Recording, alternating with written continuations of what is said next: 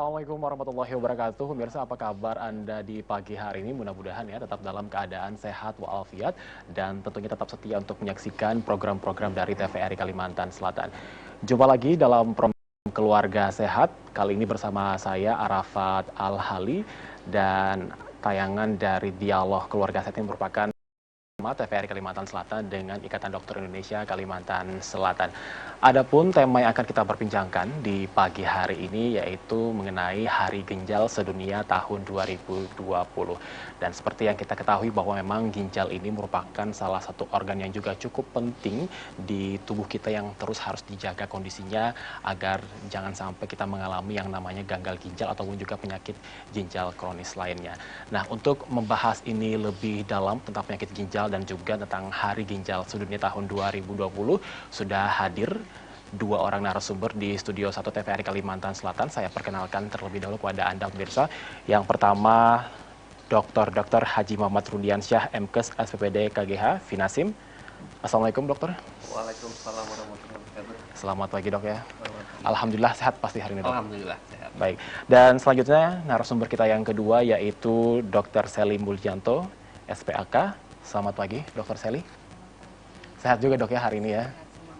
Dan juga tentunya siap menyongsong untuk Hari Ginjal Sedunia tahun 2020. Nah, pemirsa Anda juga dapat berpartisipasi langsung dengan kami di sini dengan menelpon di nomor 3272207 bagi Anda yang berada di Kota Banjarmasin, dan bagi Anda yang berada di luar Kota Banjarmasin silahkan juga ikut bergabung bersama kami dengan menelpon di nomor 0511 327 2208. Baik, langsung saja kita mulai perbincangan kita di pagi hari ini tentang Hari Ginjal Sedunia tahun 2020. Mungkin saya pertama ke Dr. Rudin nih dok, terkait dengan peringatan Hari Ginjal Sedunia tahun 2020. Tentunya ini selalu diperingati setiap tahunnya dan mempunyai tema yang berbeda juga di tahun ini. Bisa diceritakan terlebih dahulu temanya apa dan kemudian apa sih makna dari peringatan Hari Ginjal Sedunia ini? Iya, jadi Hari Ginjal Sedunia diperingati setiap tahun. Itu pertama adalah kapan diperingatinya. Jadi setiap tahun tanggalnya berbeda-beda. Tapi yang tetap adalah bahwa setiap bulan Maret. Kemudian minggunya tetap minggu kedua. Dan harinya juga tetap yaitu hari Kamis. Pada saat hari Kamis minggu kedua bulan Maret itu jatuh pada tanggal berapa? Nah, itulah Hari Ginjal Sedunia. Nah, pada tahun ini jatuh pada tanggal 12 Maret ya. Nah, bertepatannya. Kemudian kenapa diperingati Hari Ginjal Sedunia? Sebenarnya ini adalah salah satu peran serta kita untuk memberi peringatan atau memberi awareness atau memberi pemberitahuan kepada masyarakat semua akan pentingnya kesehatan ginjal. Di mana sampai saat ini penyakit ginjal semakin lama semakin menanjak dan bisa menjadi angka kesakitan yang sampai ke 12, bahkan kematian sampai ke 17, bahkan sekarang untuk yang menghabiskan dana BPJS pun juga salah satunya adalah penyakit ginjal ini, yaitu sampai sekarang malah masuk di ranking 4. Nah, kalau kita melihat kondisi seperti ini, berarti tugas-tugas kita lah untuk memberikan pengertian atau penyadaran atau pengetahuan kepada masyarakat bagaimana pentingnya untuk menjaga kesehatan ginjal ini. Nah, pada tahun ini tema kali ini mengangkat tentang kesehatan ginjal bagi siapa saja dan di mana saja. Dan dimulai dari pencegahan sampai deteksi dini di semua fasilitas kesehatan yang ada di seluruh dunia. Jadi karena ini adalah Hari Ginjal Sedunia, jadi bukan hanya di Kalsel, tapi juga di provinsi-provinsi lain di Indonesia dan juga di negara-negara, semua negara yang lain.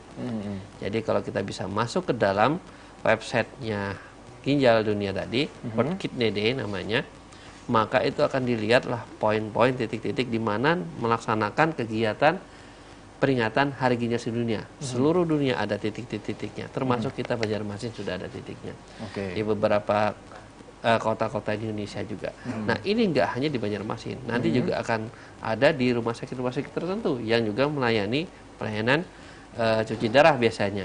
Misalnya di Kabupaten Tabalong, Kabupaten Hulu Sungai Utara, Selatan dan sebagainya, itu juga akan mengadakan peringatan, mungkin masing-masing nanti menyesuaikan dengan kondisi yang ada. Oke.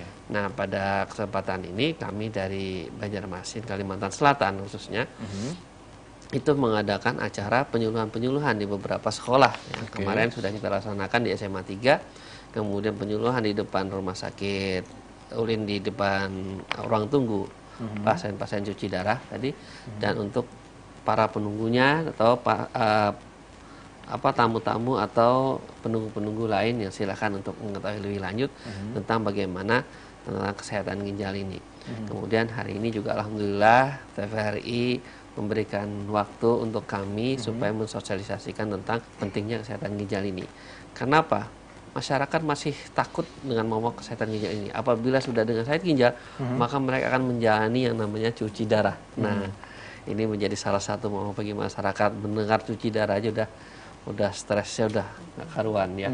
Nah, disinilah fungsinya kami untuk memberikan masukan atau pengetahuan sedikit banyak yang membuat mereka menjadi lebih peka, lebih warning, lebih tahu peduli, akan bahaya, peduli terhadap kesehatan ginjalnya, sehingga tidak terjadi hal seperti itu. Nah, kami di sini berdua, yaitu dokter anak, dokter Sally, dan saya yang bagian penyakit dalam, artinya lebih banyak menangani orang dewasa kan. Nah, di situ. Dan pas sampai saat ini rumah sakit ulin aja melaksanakan cuci darah itu hampir 400 lebih pasien setiap per hari selama ini. Jadi setiap harinya tuh rata-rata sekitar 130 pasien yang kita cuci darah. Nah, ini juga acara ini juga berkat kerjasama dari Perhimpunan Nefrologi Indonesia, Ikatan Perawat Dialisis Indonesia, Ikatan Dokter Anak, Penyakit Dalam, kemudian juga Ikatan Dokter Indonesia, dan terutama lagi Rumah Sakit Umum Daerah Ulin Banjarmasin yang banyak memfasilitasi kita untuk kegiatan ini. Terkait dengan kegiatan penyuluhan yang tadi dokter sudah sampaikan, itu sudah berlangsung dari beberapa hari sebelumnya, Dok, ya? Dan akan berlangsung hingga kapan nih, Dok? Dan akan ada mungkin selain sekolah-sekolah, akan ada tempat-tempat lain yang akan dokter singgahi bersama dengan tim dokter lainnya? Jadi untuk saat ini kita sekolah, nanti mungkin minggu depan ada lagi sekolah, mungkin SMP 6 atau SMA sekitar yang di rumah sakit, apa SMA 7 saya nggak tahu, yang bersedia. Kemudian juga di setiap hari sampai 3 hari kita laksanakan di depan ruang cuci darah itu, ruang tunggu. Jadi karena pasien itu kan berganti terus ya tiap hari, jadi yang menunggu juga berganti. Nah, itu kita berikan selama 3 hari. Kemudian di hari Kamisnya kita berikan untuk semua petugas kesehatan yang mau ikut pada saat upacara di Rumah Sakit Umum Daerah Ulin Banjarmasin. Dan juga selanjutnya kita laksanakan seminar untuk awam yang khususnya diadakan oleh ibu-ibu Dharma Wanita Pemprov Kalimantan Selatan. Jadi kami terima kasih sekali kepada Ibu Pemprov Kalimantan Selatan, khususnya sepertinya dari Ibu Sekda yang memberikan arahan. Dan ini kita laksanakan seminar awam untuk beliau-beliau, ibu-ibu. Nah, walaupun yang dari lingkungan rumah sakit mau ikut silahkan. Nah, itu nanti dilaksanakan di lantai 4 gedung diagnostik Rumah Sakit Umum Daerah Ulin Banjarmasin dengan pembicara saya sendiri, kemudian Dr. Sally dan Dr. Enita, spesialis penyakit dalam. Nah, kemudian selanjutnya kami juga melaksanakan kerjasama dengan beberapa media. Salah satu TVRI, alhamdulillah sudah kita laksanakan. Terima kasih buat TVRI.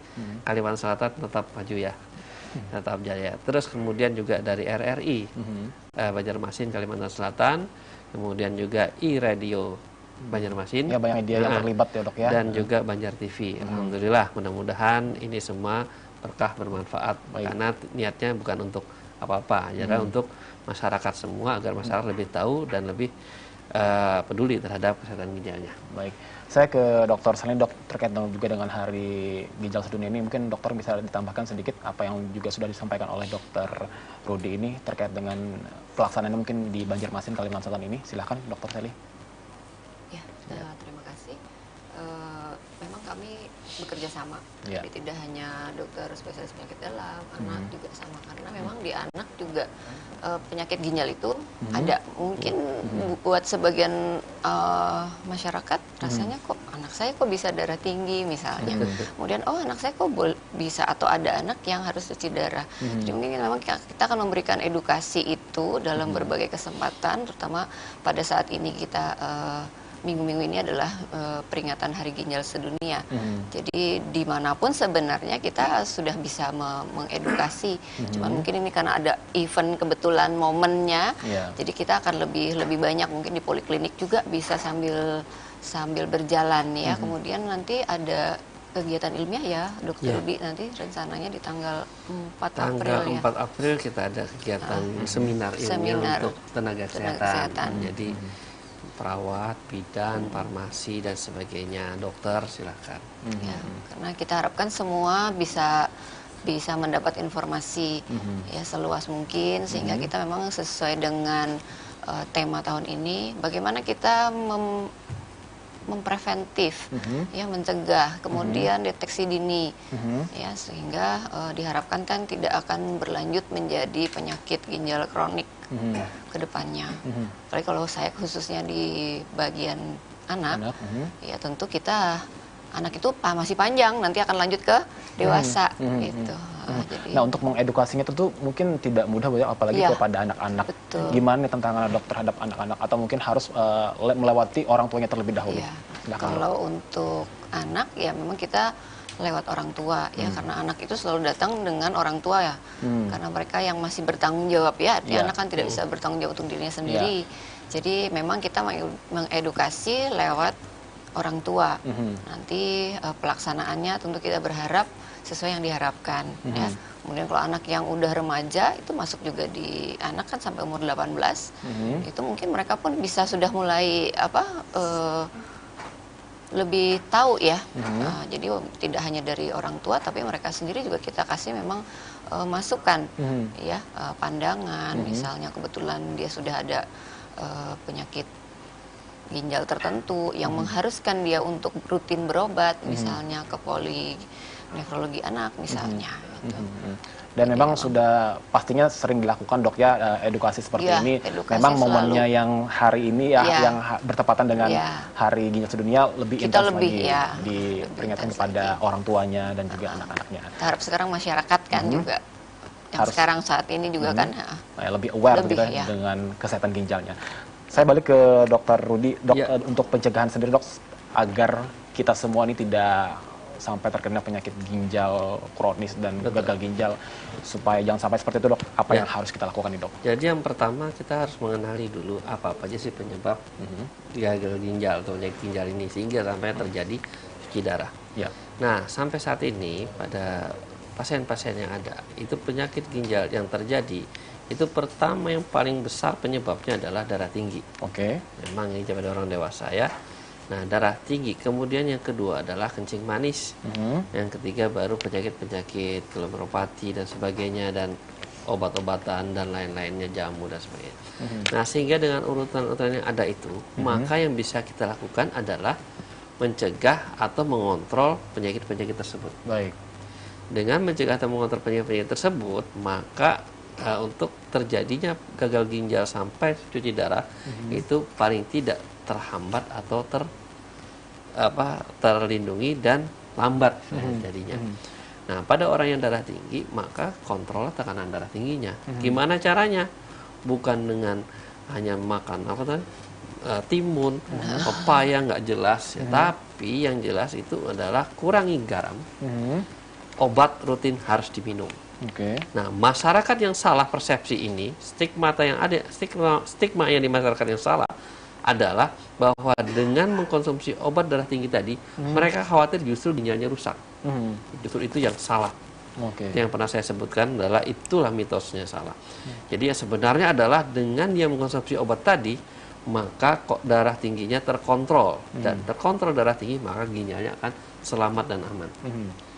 Tapi kalau dia tidak mengonsumsi obat tadi, maka tekanan darah tidak terkontrol, ginjalnya akan rusak. Nah, kenapa saya katakan begitu? Karena obat yang diberikan itu sudah disesuaikan dengan kondisi yang ada. Dosisnya sudah tepat, sehingga dengan dia mengkonsumsi obat mau 5 macam, 6 macam, asal itu sesuai dengan yang aturan yang ada, maka dia akan aman. Memang banyak orang mengatakan obat racun. Ya, memang obat adalah racun. Betul. Racun itu dengan dosis tertentu, maka dia akan berefek menjadi obat.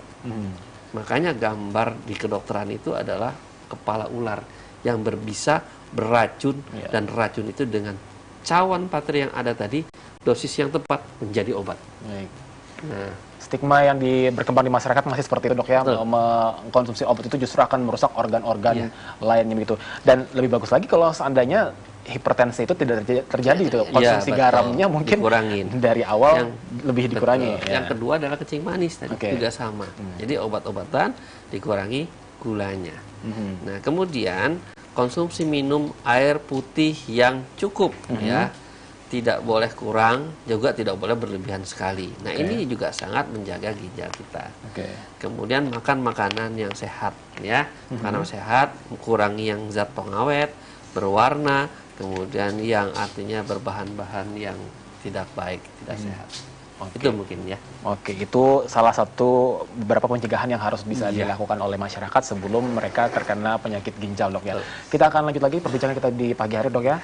Kita akan kembali setelah jeda pariwara berikut ini. Tetaplah bersama kami dalam program Keluarga Sehat.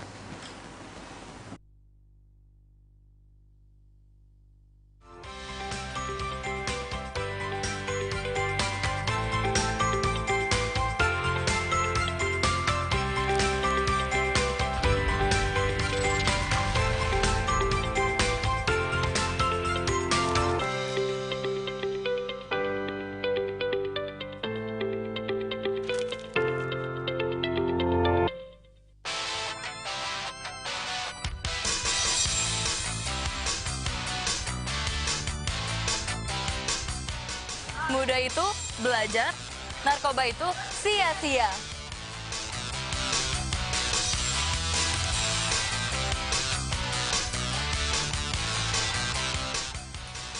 Berkarya tanpa narkoba.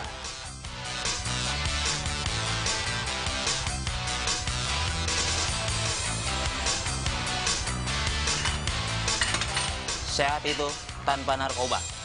Gak usah deh kalau nyoba pakai narkoba. Hidup lebih berarti kalau kita dekat dengan keluarga, taat beribadah, dan sukses dalam berkarya. Katakan tidak pada narkoba.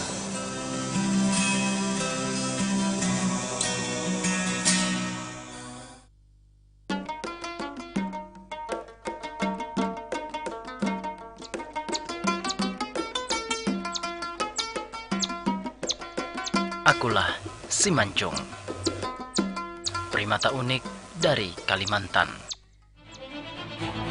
Aku semakin terdesak. Kamu menebang, kamu membakar hutan, kamu menambang.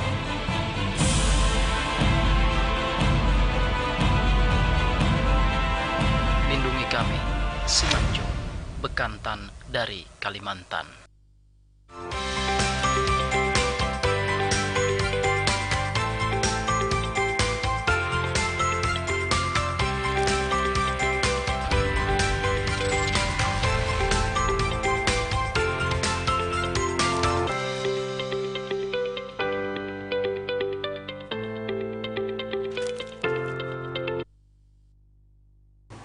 Terima kasih Anda masih bersama kami dalam program Hidup Sehat, dan kami masih mengundang Anda pemirsa untuk bisa berpartisipasi di nomor 3272207 bagi Anda yang berada di Kota Banjarmasin, dan bagi Anda yang berada di luar Kota Banjarmasin silakan menelpon di nomor 0511 3272208. Tema hari ini tentang Hari Ginjal Sedunia 2020, dan bagi Anda yang ingin bertanya langsung dengan dokter di sini terkait dengan permasalahan ginjal yang mungkin Anda ataupun rekan Anda alami, silakan langsung bertanya kami di sini. Nah, kita kembali ke Dr. Rudi dan Dr. Sally, tapi saya ke Dr. Sally kembali. Ini tadi sudah disampaikan oleh Dr. Rudi terkait dengan pencegahan yang harus dilakukan kepada seluruh masyarakat ya, terkait dengan jangan sampai kita terkena penyakit ginjal. Nah, kalau untuk anak-anak sendiri, deteksi dininya apakah juga hampir sama dengan yang disampaikan oleh Dr. Rudi tadi? Karena kan ya konsumsi garamnya mungkin masih belum terlalu banyak dibandingkan dengan orang dewasa. Gimana nih, Dok, deteksinya? Ya, terima kasih. Kalau untuk anak sebagian memang sama ya. Karena untuk pola hidup sehat itu kan untuk semua orang, termasuk juga anak ya. Jadi misalnya konsumsi garam secukupnya lah gitu kan, ya tidak berlebihan, itu hampir sama. Kemudian untuk makanan sehat sama. Jadi makanan sehat yang 4 sehat 5 sempurna, terutama untuk anak ya, 4 sehat 5 sempurna itu harus dijalankan, dan sebaiknya memang makanan yang segar, artinya yang langsung dimasak langsung dimakan. Jadi memang kita tidak terlalu menganjurkan untuk makanan-makanan yang diawetkan itu, untuk sering-sering konsumsi itu, karena itu kan kalau yang diawetkan tuh rata-rata pakai garam juga tuh, natrium gitu ya. Jadi garam itu memang secukupnya. Jadi memang dibatasi, bukan tanpa garam ya. Jadi anak-anak bukan berarti dia harus makan tanpa garam, tidak juga seperti itu. Tetap garam, karena garam juga ada yodium yang perlu untuk pertumbuhan. Jadi secukupnya, seperlunya. Kecuali dia sudah ada penyakit ginjal yang memang khusus, yang mengharuskan dia untuk mengurangi memang sesedikit mungkin garam. Tapi artinya kalau yang lain ya secukupnya. Yang untuk anak normal, untuk sebagai pencegahan ya, untuk anak normal yang sehat, yang tidak ada penyakit ginjal, ya tentu garam secukupnya, tidak berlebihan juga ya. Jadi kemudian untuk minum air putih sama. Nah mungkin takaran orang dewasa air putih dengan anak itu berbeda. Kalau anak kan sesuai dengan berapa berat badannya, berapa usianya itu. Jadi jumlah air putihnya itu juga secukupnya sesuai dengan berat badan dan usianya ya, dan juga tergantung dia anak sehat atau memang sudah ada kelainan ginjal. Jadi itu untuk ada kelainan ginjal tentu ada pembatasan tertentu, itu ada hitungannya ya. Jadi nanti memang menyesuaikan, kalau sudah berobat memang ada kelainan ginjal, tentu ikuti aturan yang sudah ditetapkan. Nah untuk masalah penyakit, mungkin agak berbeda. Penyakit ginjal pada anak yang bisa menyebabkan atau sering menyebabkan penyakit ginjal kronik ya sampai cuci darah mungkin agak berbeda sedikit dengan dewasa, karena anak mungkin ada kelainan yang disebut kelainan bawaan ginjal. Jadi bisa saja kan anak itu lahir dengan kelainan bawaan ginjal atau saluran kemihnya yang tidak normal sejak lahir. Nah itu akan berpotensi untuk menjadi faktor predisposisi untuk terjadinya penyakit ginjal kronik di kemudian hari kalau memang tidak terdeteksi ya. Kemudian kalau penyakit-penyakit lain, penyakit infeksi memang bisa ya, infeksi saluran kemih yang tidak diobati dengan baik ya pada anak.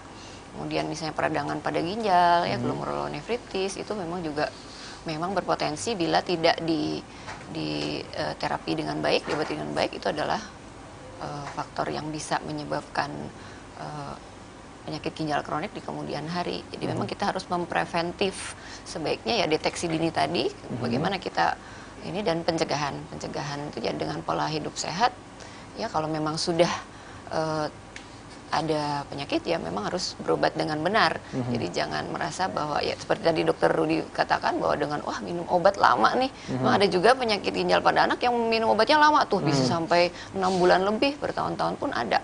Jadi tapi ya memang itu semua dosis obat itu sudah diperhitungkan memang, dan lama waktunya pun sudah ada penelitiannya, dan semua bisa dipertanggungjawabkan. Artinya itu justru untuk mencegah jangan sampai dia jatuh ke penyakit ginjal kronik di stadium akhir yang dia harus perlu cuci darah. Karena anak juga ada yang sudah cuci darah, dan memang kelihatannya mulai bertambah, walaupun mungkin tidak sebanyak pasien dewasa ya. Tetapi selalu ada gitu, selalu ada kasus baru gitu. Jadi memang perlu sekali kita mungkin mencegah dan mendeteksi ya, supaya cepat diketahui dan diobati di tata laksana lah. Gitu. Bagi mereka anak-anak yang masih dalam kondisi sehat, lebih baik untuk dicegah terlebih dahulu penyakit ginjalnya. Nah, penyakit ginjal ini memang cukup membahayakan juga, Dok ya, kalau memang sudah sampai terjadi kronis, dan memang berbeda juga kalau tadi bicara tentang ginjal yang sudah penyakit bawaan ya. Nah, kalau dalam kondisi sehat itu artinya memang kalau seandainya seseorang anak bisa mengalami penyakit ginjal ketika memang dalam kondisinya sebelumnya sehat, artinya konsumsi yang ia lakukan mulai dari mungkin tadi garamnya ataupun juga gulanya sangat berlebihan sekali dong berarti, Dok ya, dibanding dengan kalau orang dewasa kan mungkin terakumulasi dari dia kecil sampai dewasa. Berarti kalau yang dari kecil sudah konsumsi yang seperti itu, artinya sudah sangat luar biasa sekali konsumsi garam dan gulanya mungkin, Dok. Atau gimana nih, Dok? Ya, jadi memang ada beberapa penyakit ginjal yang berhubungan dengan makanan. Ada juga yang memang tidak Okay. Ada juga. Okay. Jadi istilahnya idiopatik ya, misalnya sindrom nefrotik pada anak itu sebagian besar idiopatik. Idiopatik itu penyebabnya tidak diketahui karena faktor sistem imunitas dan sebagainya. Jadi makanan itu hanya memicu lah. Okay. Jadi malah memperberat. Jadi biasanya nanti kita akan ada pembatasan tertentu. Tapi memang ada juga yang misalnya hipertensi pada anak yang primer itu, misalnya anak-anak yang obes itu beresiko untuk hipertensi. Nah, kalau sudah hipertensi itu akan terus sampai ke dewasa, katanya itu hipertensi pada anak itu bisa merupakan cikal bakal sampai ke dewasa. Jadi memang untuk kalau misalnya diet yang terlalu berlebihan juga tidak bagus lah ya, tidak bagus untuk ginjalnya juga. Ya, jadi semua secukupnya sesuai dengan kebutuhan. Ya, jadi memang pada anak itu ada hitungan berapa banyak dia perlu mengkonsumsi kalori, kemudian protein, lemak itu pun ada. Jadi artinya kan dia juga perlu untuk tumbuh, nggak bisa juga di diet ketat seperti dewasa, nggak bisa. Jadi memang ada hitungannya, ya. Jadi nanti biasanya kita akan edukasi ke pasien, ke orang tua, bagaimana untuk mengatur itu. Jadi artinya kalaupun misalnya dia sehat, mau bagaimana dok, misalnya gitu pertanyaannya. Ya silahkan sesuai yang biasanya saja, tidak berlebihan gitu. Kalau memang merasa, oh saya ragu-ragu nih, berapa sih, bagaimana sih diet untuk anak saya ini supaya tidak akan menjadi obes, ya silahkan konsultasi bisa untuk itu, walaupun tidak ada penyakit kan. Untuk diet itu memang perlu, karena sekarang kecenderungannya anak-anak itu mulai yang overweight gitu ya, jadi berat badan berlebih itu mulai kelihatan, mulai meningkat dah. Ya. Mungkin jadi kalau ragu-ragu, orang tua mungkin langsung bisa konsultasi ke dokter yang ahli gitu ya, biar penanganannya lebih di awal bagus gitu dok ya. Oke, saya kembali ke Dokter Rudi dok. Selain konsumsi air putih yang cukup, kemudian tadi konsumsi obat, kalau mengalami hipertensi harus dikonsumsi obatnya. Mungkin ada lagi mungkin yang bisa dilakukan oleh masyarakat ketika ginjal ini masih belum menjadi penyakit di dalam dirinya? Ya, oke. Jadi yang selanjutnya adalah bagaimana masalah kencingnya dia. Baik.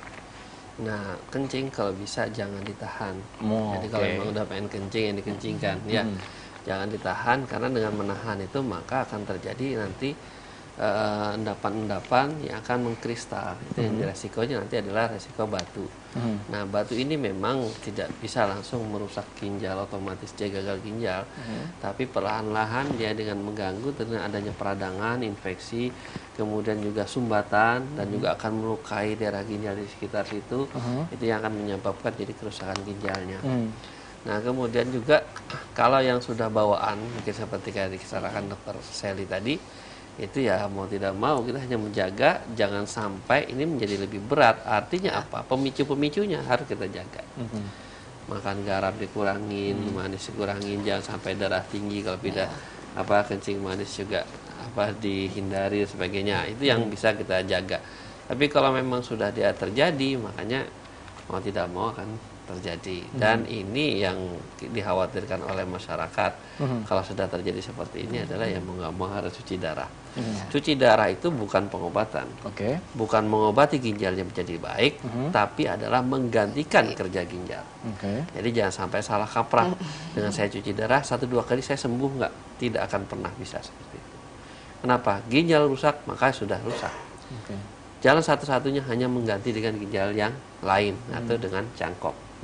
Kemudian karena mungkin tidak bisa waktu dan mencari ginjalnya susah, kemudian dana dan sebagainya, maka akhirnya dengan menjalani cuci darah. Artinya ginjalnya tadi digantikan oleh mesin tadi kerjanya. Walaupun tidak 100% dia bisa menggantikan kerja ginjal tadi, minimal untuk memperpanjang usia, bisa meningkatkan kualitas hidup dan sebagainya, maka mesin tadi masih bisa membantu. Itulah kemampuan manusia saat ini. Sampai saat ini mungkin bisa menggantikan ginjal tadi dengan mesin tadi. Nah, ini mohon diluruskan juga nih dok. Ginjal itu ada 2, benar dok? Nah, apakah salah satunya bisa, kalau mengalami kerusakan, yang satunya itu bisa mengcover kerja ginjal yang satunya lagi, atau gimana nih dok? Ya, ini juga saya sering banget ketawa ya sama masyarakat ya. Kalau ginjalnya misalnya udah terganggu nih rusak, ini ginjalnya 1 apa 2? Ya jelaslah 2. Ya kenapa? Karena orang hidup dengan 1 ginjal itu udah biasa. Memang tidak berbeda dengan yang dua-duanya normal. Nah, orang cangkok ginjal yang dikasih kan cuma 1, hidup normal seperti orang biasa. Artinya seperti hidup yang lain lah, walaupun dia harus mengkonsumsi obat untuk menekan reaksi tubuh melawan ginjal tersebut ya. Tapi kan dia hidup dengan 1 ginjal saja. Dan banyak orang hidup dengan 1 ginjal. Yang kunci utama di sini adalah ya tadi mengurangi beban kerja ginjal yang 1 ini. Karena tetap beda orang kerja dengan 1 ginjal dan 2 ginjal ya. Makanya jadi dieman-eman lah. Kalau sudah misalnya 1 rusak ya hati-hati, yang satunya dijaga, ya kan? 1 rusak diperiksa lab apa segala ginjalnya pasti normal, kelihatannya normal maksudnya. Tapi begitu diperiksa dengan imaging atau alat dan sebagainya kelihatan ginjal 1 rusak, ginjal satunya masih baik, ya gitu loh. Nah artinya sama dengan kayak orang cangkok, ginjal 1 kan yang baik kan, yang 2-nya kan rusak, ginjalnya 3. Bahkan begitu ginjal yang ketiganya rusak lagi, cangkok lagi 1, jadi ginjalnya ada 4. Dan 1 lagi yang bekerja, yang 3-nya udah mati rusak. Kemudian ini rusak juga gimana? Masukin lagi 1, nggak cukup kayaknya. Jadi harus diambil lagi ginjal yang sudah rusak tadi 1 atau 2 untuk menempatkan ginjal yang baru. Memang karena tubuh perut kita juga terbatas ruang space-nya. Nah selain itu bisa juga cuci darah dengan cara masukkan cairan ke dalam rongga perut yang disebut dengan peritoneal dialysis. Jadi cuci lewat perut. Nah di sini adalah cairan tadi akan masuk ke dalam perut, kemudian dia akan bereaksi bekerja dengan pembuluh-pembuluh darah di dalam perut tadi untuk menarik sampah-sampah racun-racun tadi atau airnya masuk ke dalam cairan tadi, ngumpul dalam rongga perut kemudian dibuang. Itu dilaksanakan mungkin sehari 3-4 kali lah. Dan itu rutin terus. Ya sama kayak cuci darah, artinya sama kayak kerja ginjal.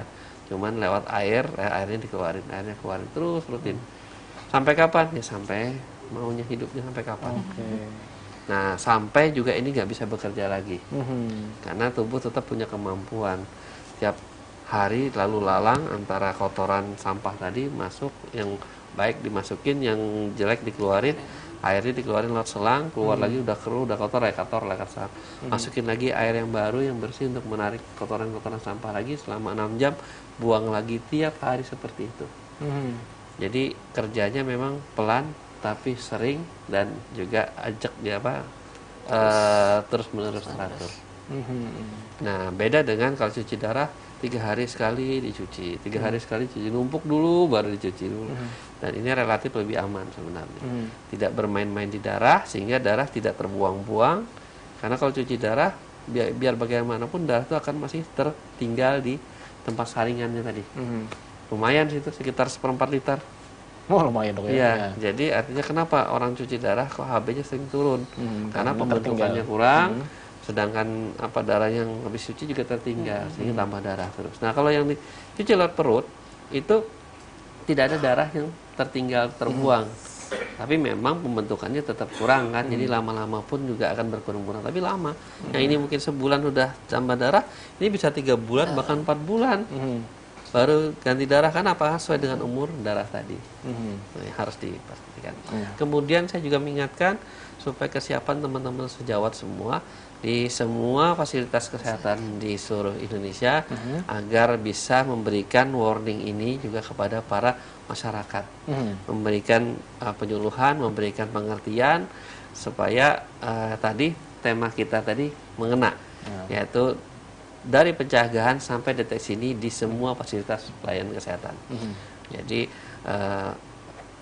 bagaimana kita mencegah penyakit ginjal untuk siapapun dan di mana saja.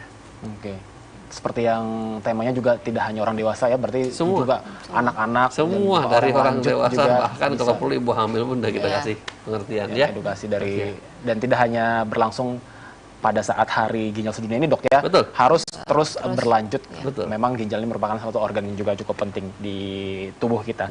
Nah kalau anak-anak lagi nih dok, ya kembali ke dokter Sally, penanganannya juga apakah sama dengan dialisis juga terhadap mereka yang sudah terkena ginjal si anak-anak ini, atau bagaimana, mungkin ada cara-cara lain penanganan terhadap mereka ini? Ya, Terima kasih. Kalau untuk anak ya tergantung juga sih penyakitnya. Penyakitnya apakah memang dia memerlukan cuci darah? Kalau memang memerlukan cuci darah ya tetap dilakukan cuci darah. Jadi kan penyakit ginjal pada anak itu juga berbagai macam, nggak cuma satu, dua. Ya. Jadi kalau memang sudah gagal ginjal, dia perlu untuk terapi pengganti ginjal, seperti dokter Rudi katakan tadi, menggantikan fungsi ginjalnya karena fungsi ginjalnya udah terganggu, udah nggak bisa lagi mengeluarkan racun-racun yang harusnya dikeluarkan oleh ginjal melalui urin misalnya. Jadi ya tetap, jadi pada anak bisa saja dilakukan cuci darah atau dialisis itu. Ya, jadi memang tapi tidak semua penyakit ginjal pada anak harus cuci darah, enggak. Tentu saja tergantung penyakitnya. Ya, jadi memang kalau memang sudah sampai ada gangguan ginjal yang sampai yang orang awam bilang gagal ginjal, ya, gagal ginjal itu ya memang harus tetap dicuci darah. Caranya pun sama, ada dua, yang cuci darah dengan mesin, ya, ada juga yang dengan lewat cairan lewat perut. Sama saja. Jadi pengenalan juga tergantung dari penyakit yang si anak ini alami. Iya. Jadi memang kalau memang dia perlu harus memang cuci darah. Jadi memang ada indikasi kapan harus dilakukan cuci darah itu kan ada. Ya, jadi misalnya penyakit ginjal kronik yang udah memang di stadium 5, stadium akhir, dia harus dilakukan dialisis atau cuci darah ya memang kita kerjakan. Jadi walaupun umurnya berapapun ya kita kerjakan gitu. Jadi ada umurnya berapapun harus dikerjakan gitu, Dok, ya. Tadi untuk anak-anak ini umurnya untuk muda, anak. ya, dari umur yang mungkin masih bayi pun atau sampai untuk 12 tahun atau gimana nih, Dok? Jadi untuk bayi dengan anak tentu ada perbedaan karena ukuran badan mereka, berat badan, kemudian luas permukaan tubuh, tentu berbeda. Jadi untuk pendekatannya apakah dia mau cuci darah, bisa cuci darah dengan mesin tadi, ya sebutnya hemodialisis, atau dengan peritoneal dialisis yang lewat perut. Memang pada anak sih lebih aman secara teori, itu mereka lebih aman, lebih baik menggunakan dialisis peritoneal karena seperti dokter Rudi tadi bilang bahwa proses pencucian racun, membuang racun yang tidak bisa dikeluarkan oleh ginjal di dalam tubuh si anak itu berjalan perlahan-lahan terus itu. Sehingga nggak tiba-tiba karena anak itu kan untuk keseimbangan dia bila terganggu misalnya dengan darah yang kita tarik dengan mesin itu mungkin bisa terganggu. Jadi misalnya kalau anak yang lebih kecil itu memang lebih dianjurkan untuk dialisis peritoneal. Walaupun bukan berarti anak yang lebih kecil saja, memang kita anjurkan sebaiknya dengan dialisis peritoneal. Misalnya dia perlu jangka panjang, mungkin sebaiknya dengan dialisis peritoneal sehingga dia juga bisa sekolah seperti biasa, ya, beraktivitas seperti biasa. Jadi paling kan kalau ke dokter mungkin hanya sebulan sekali memeriksakan, ada obat yang harus diminum misalnya untuk 1 bulan. Kalau dia dialisis, hemodialisis yang cuci darah itu kan seminggu 2 kali misalnya. Jadi setiap seminggu dalam 1 minggu itu 2 hari dia nggak bisa sekolah kan, kan otomatis dia harus libur sekolah gitu. Tapi kalau dengan dialisis peritoneal lebih ini, dan juga untuk keseimbangan di tubuh dia juga termasuk dari satu tadi yang HB-nya seperti dokter Rudi tadi bilang. Jadi selalu ada yang tertinggal di mesin, walaupun untuk anak ukuran dialisis atau yang alat penyaring pengganti ginjalnya tadi kan ukuran lebih kecil. Tentu darah yang tertinggal nanti kalau itu masih sedikit lah, tapi kan tetap saja untuk ukuran anak yang jumlah darahnya tidak sama dengan dewasa, tentu itu makin lama bagi dia mungkin ukuran juga besar itu, Dok, ya? Ya, jadi cukup besar, dari misalnya seminggu 2 kali dalam 1 bulan saja mungkin sudah bisa cukup menurunkan HB sehingga bisa jadi sering transfusi kan. Memang kita tidak berharap seperti itu gitu. Lebih baik jangan sampai kena anak-anak ini kena kita sangat berharap ginjal, Dok, ya? Ya, sebaiknya jangan sampai anak-anak kita itu banyak yang harus cuci darah ya, jangan. Nah, kembali lagi nih, Dok, terkait dengan pencegahannya ginjal ini terhadap anak-anak itu, melihat fenomena sekarang ini makanan yang bertebaran itu sangat banyak sekali mungkin terpapar garam, juga gula yang juga berlebihan.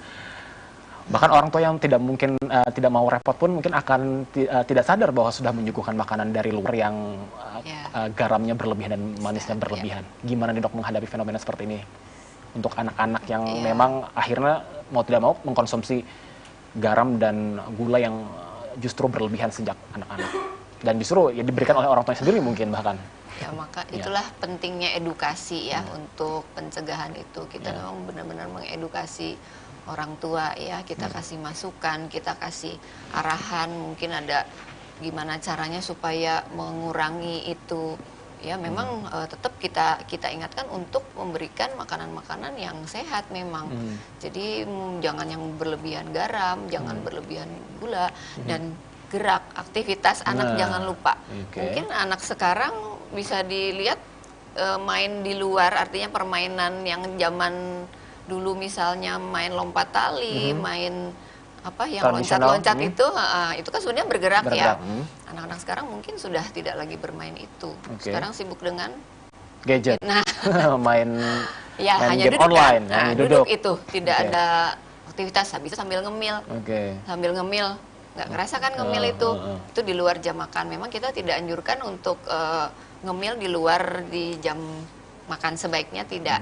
Apalagi kalau yang sudah berat badannya sudah mulai tren naik ya, kecuali kalau memang berat badannya kurang, memang ada makanan selingan. Tapi makanan selingan juga tetap makanan sehat yang kita anjurkan, nanti kita berikan masukan, oh mesti yang seperti ini. Mungkin apakah memang harus dibuat biasanya sih, jadi nggak yang makanan jadi itu mungkin ada beberapa yang memang sesuai, ada juga yang mungkin kurang sesuai. Jadi yang kurang sesuai mungkin boleh saja makan, bukan tidak boleh, tapi dibatasi. Jadi nanti ada pembatasan-pembatasan tertentu. Yang perlu digarisbawahi selain mungkin makanan tadi yang harus diberikan kepada anak, jangan lupa untuk suruh mereka selalu bergerak dan beraktivitas ya, untuk mengimbangi apa yang sudah masuk ke dalam tubuh mereka itu, Dok ya. Kita akan kembali lagi perbincangan kita ini, tetaplah bersama kami dalam program Hidup Sehat.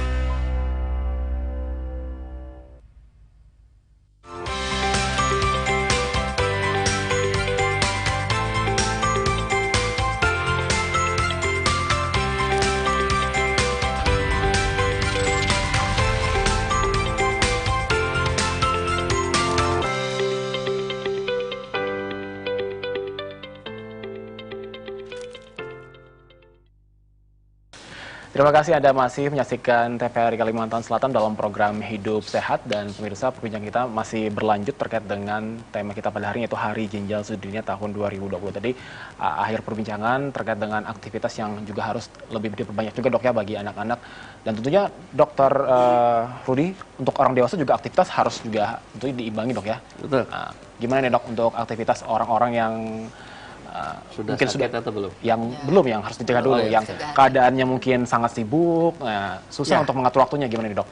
Jadi kita tetap mengedepankan, karena kita di Indonesia kita punya program namanya Germas, ya kan, Gerakan Masyarakat Sehat. Itu tetap kita jalankan, di mana salah satunya adalah olahraga, ya, olahraga yang cukup dan teratur.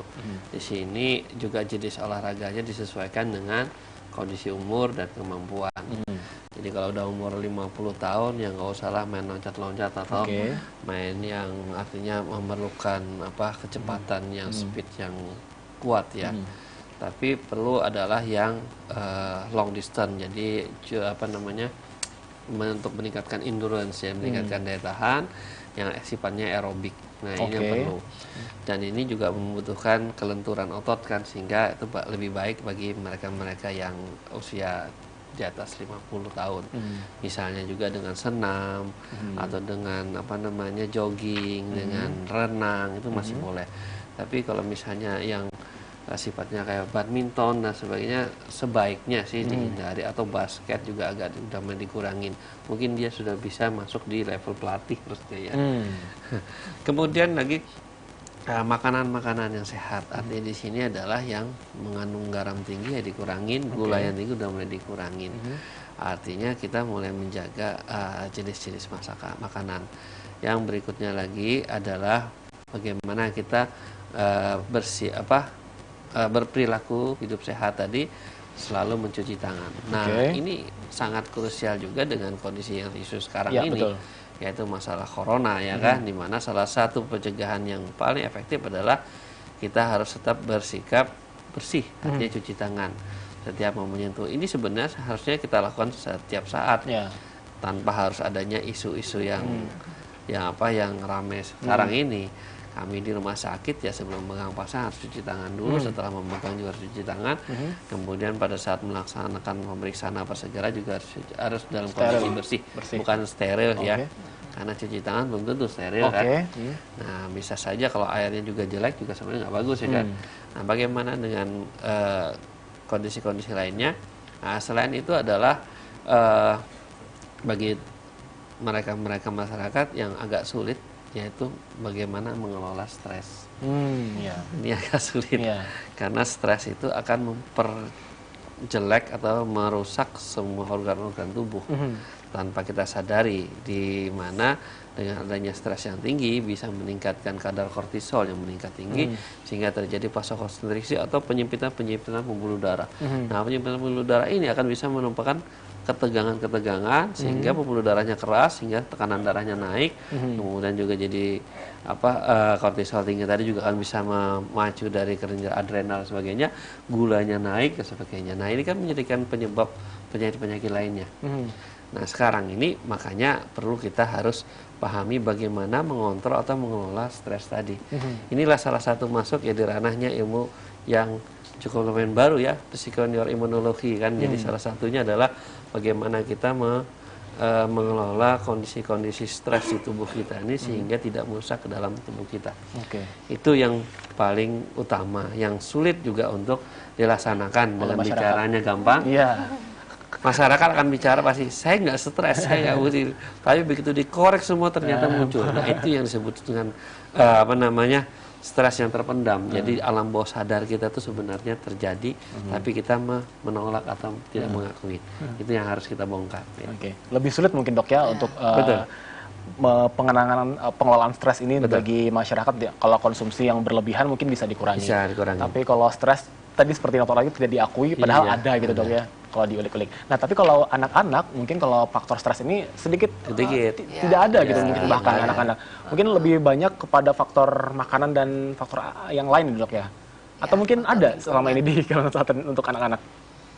Kalau stres ya nggak terlalu ini sih ya.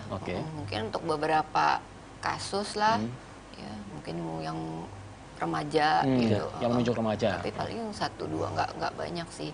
Jadi rata-rata kan usia-usia. Terus sekarang yang baru adalah addicted terhadap game. Nah, itu juga addicted terhadap game juga termasuk faktor stres juga mungkin naiknya. Secara tidak langsung lah sebenarnya. Jadi mungkin sambil main game, makan camilan, habis itu lupa kencing, kamu kemana, tahan ya, siapa tahu ya. Stresnya karena kalah lagi gamenya, jadi pikirannya kacau.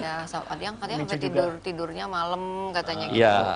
Tidurnya sampai terganggu, besok paginya ngantuk di sekolah, nggak fokus kan. Jadi memang untuk yang gadget itu memang sekarang dari Ikatan Dokter Anak itu, terutama dari divisi tumbuh kembang itu mereka memang memperhatikan sekali. Kita sudah mulai mensosialisasikan untuk membatasi itu kepada orang tua ya. Karena ngikutin kemajuan zamannya dokter ya. Kalau kita nggak kasih katanya nanti anaknya nggak tahu ada yang tugas sekolah ada yang tugas sekolah tetap harus ada mencari tapi ya dok. batasan-batasan ya mungkin ya. Ada batasan dan pengawasan, pendampingan lah istilahnya. Jadi saya mungkin ingatkan juga apa yang terjadi pada orang dewasa tadi seperti Mas Arfa tadi bilang bahwa memang sejak awal harus mulai ditekankan sejak anak-anak konsumsi tadi juga udah mulai diajarkan sehingga mereka pada saat menginjak dewasa itu tidak jadi kebiasaan yang manis, yang asin dan sebagainya. Jadi tergantung orang tua dari anak. Nah, setelah dia dewasa kan limpahannya ke orang dewasa. Mungkin anak masih sehat sampai umur 20 tahun ternyata terjadi kerusakan dan sebagainya. Oke, kita akan lanjut lagi perbincangan kita dok ya, Dokter Sally, Dokter Rudi. Namun kita harus istirahat sejenak kembali. Tetaplah bersama kami dalam program Rumah Sehat, Hidup Sehat.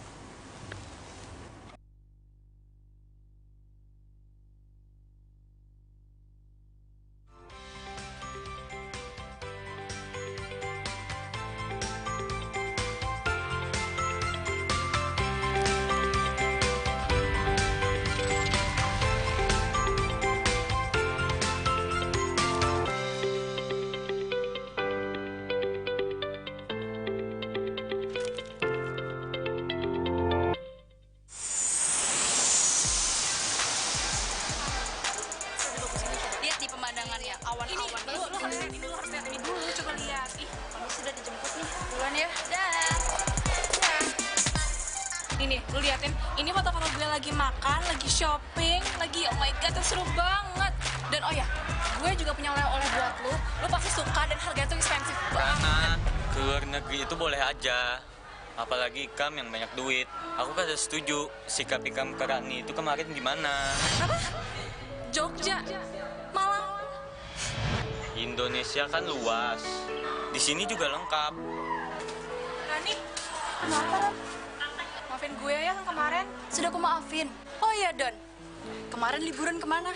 Aku ke kampung niniku aja di hulu sungai. Kan lumayan ngebantu ngebuat sanitasi buat warga kampung sana. Hah? Apa? Kenapa?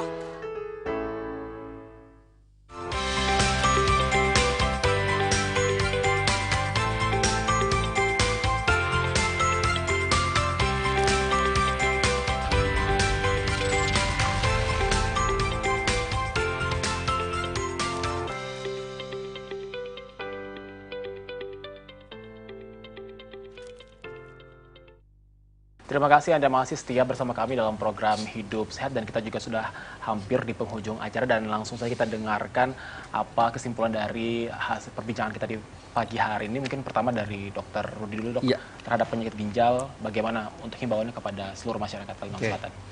Ya, jadi pertama adalah bahwa karena tema yang sekarang ini bahwa siapapun juga dan dimanapun kita akan berusaha untuk memberikan masukan atau penyuluhan kepada masyarakat semua tentang kesehatan ginjal dan pentingnya menjaga kesehatan ginjal.